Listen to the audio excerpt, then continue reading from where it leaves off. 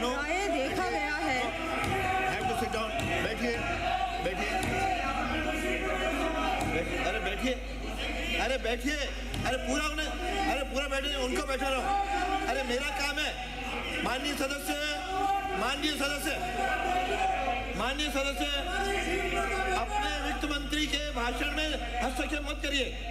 बैठिए, अरे बैठिए, अरे आपको हो क्या गया? एक बैठेगा दूसरा खड़ा होगा। पूरा कर लीजिए, पूरा कर, टाइम से कल बात कर। अरे कल इस पर बहस होगी। आप कल बोलना। अरे विराज जी, कल आप चर्चा में बोलना। अरे पूरा होने दीजिए। माननीय सदस्य खींची जी।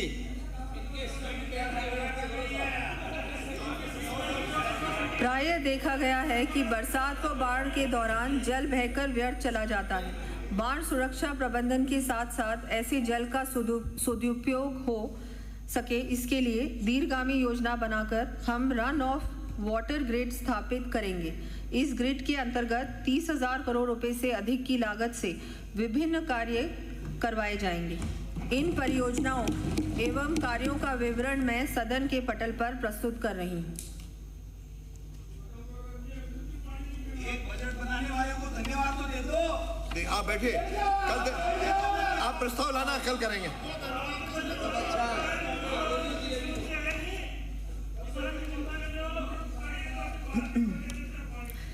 यमुना जल संबंधी कार्य। मान्य सदस्यों को विदित है कि वर्षों से चली आ रही यमुना जल से राजस्थान का हिस्सा प्राप्त करने की समस्या को माननीय मुख्यमंत्री श्री भजनलाल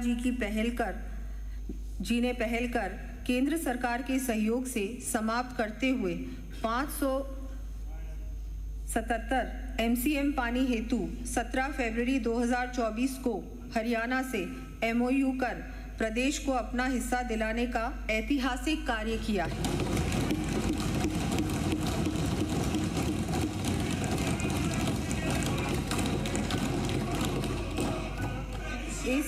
इस क्रम में ताजीवाला हेड हथनीकुंड बैराज हरियाणा पर राजस्थान को आवंटित यमुना जल को भूमिगत पाइपलाइन के माध्यम से डायवर्जन के कार्य की DPR 60 करोड़ रुपए की लागत से तैयार की जाएगी। यमुना बेसिन में रेणुका व लखवार बांध का कार्य प्रगतिरत एवं किशाऊ बांध का कार्य भी शीघ्र प्रारंभ होना संभावित है। इससे चूरू, सीकर व झुंझुनू जिलों में वर्ष पर्यंत जल उपलब्ध हो सकेगा। इंदिरा गांधी नहर परियोजना के द्वितीय चरण में जीर्णोद्धार एवं सिंचाई संबंधी विभिन्न कार्य चरणबद्ध रूप से 1430 करोड़ रुपए से अधिक की लागत से करवाए जाएंगे। इन कार्यों की सूची मैं सदन के पटल पर प्रस्तुत कर रही हूँ।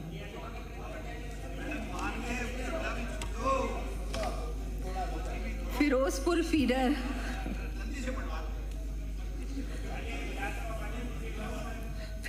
फीडर श्री गंगानगर के अंतर्गत प्रदेश के हिस्से का पानी उपलब्ध कराने के लिए 200 करोड़ रुपए की लागत के कार्य हाथ में लिए जाना प्रस्तावित है।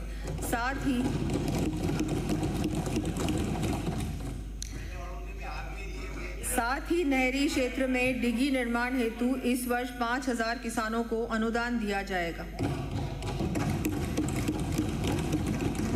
इस पर लगभग 160 करोड़ रुपए व्यय किए जाएंगे। गत सरकार द्वारा किसानों को निश्चित समय अवधि में कृषि विद्युत कनेक्शन देने का आश्वासन देकर भी कार्य पूर्ण नहीं किया गया तथा मौके पर ट्रांसफार्मर आदि आवश्यक सामान की भी पूर्ति नहीं हो सकी। इस कारण प्रदेश का किसान अपने को ठगा हुआ महसूस कर रहा है। किसान साथियों की इसी समस्या को देखते हुए अब मैं किसानों के कृषि कार्य के लिए 31 मार्च 2024 तक लंबित विद्युत कनेक्शन आवेदनों की पेंडेंसी समाप्त करने की दिशा में इस वर्ष लगभग 1,45,000 विद्युत कनेक्शन जारी किए जाने की घोषणा करती हूँ।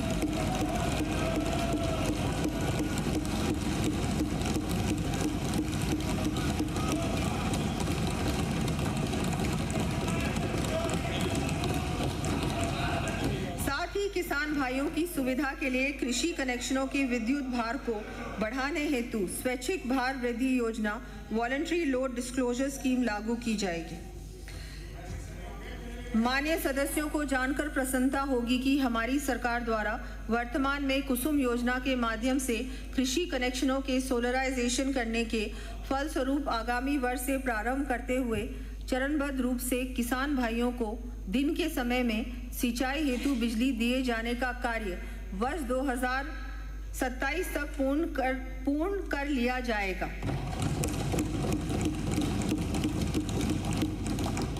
कृषि विकास। प्रदेश में कृषि एवं हॉर्टिकल्चर की परियोजनाएं त्वरित एवं समयबद्ध रूप से लागू करने, कृषि के क्षेत्र में नई तकनीकों का उपयोग बढ़ाने तथा कृषक कल्याण को सुनिश्चित करने के लिए राष्ट्रीय कृषि विकास योजना RKVY रफ्तार की तर्ज पर राजस्थान कृषि विकास योजना RAJ-KVY Rajasthan agriculture and horticulture mission का गठन कर लागू करने की घोषणा करती है।